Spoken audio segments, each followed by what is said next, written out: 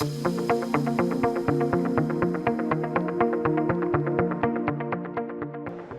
building some of the most amazing technological futures we've ever dreamed of. From new models to new access to data, from building talent bases across countries, AI is becoming a global transformation. The question that faces us today is not whether AI will do more or create new things, but rather whether we will do better things with AI. Will we govern it in responsible ways? Will we share economic opportunity? Will we ensure political participation? Will we build an AI-based world that's human-centered and creates a better future for all of us? I think we have the power to do that with intention, with soul, with spirit, and with real decision-making. Today's greatest risks in AI aren't visions of possible dystopian futures. They're about power being created today without accountability, of innovation that happens for its own sake and sometimes gets deployed in ways that aren't in our best interests. The way we fix it is to come together today to identify what kind of future we want to create, to build guardrails and guidelines that can be used by technology companies, by governments, by nonprofits, to hold power accountable in technology. AI innovation for its own sake is a goal worth pursuing.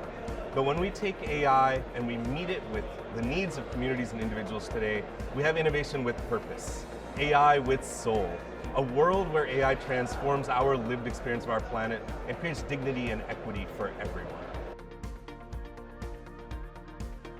There's an incredible opportunity for lawmakers to move from trying to regulate tech companies to building a vision of possible futures, to investing in public compute and public data, to making sure that we have the talent needed to build a better version of AI, one that works for every single one of us.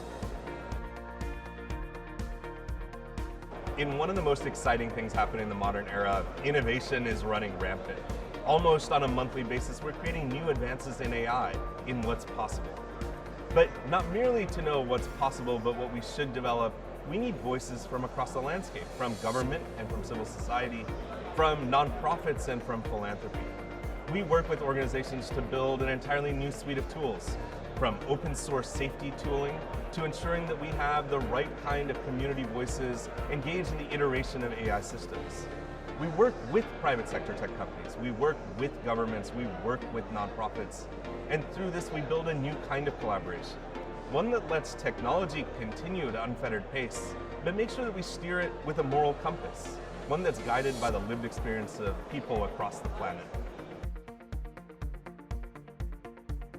We're already seeing how technology is reshaping every part of the human experience, from our digital dignity, our opportunity for work, our political participation. But we know that technology by itself won't guide us into our future. We need governance. We need shared agreements. We need principles and norms, a commitment to rights that shape what this future will look like for all of us. That's where global governance comes into play for AI. If we're able to agree on the basic rights, the norms, the values, the principles that'll guide our future, then AI becomes a tool that lets us realize a much brighter destiny.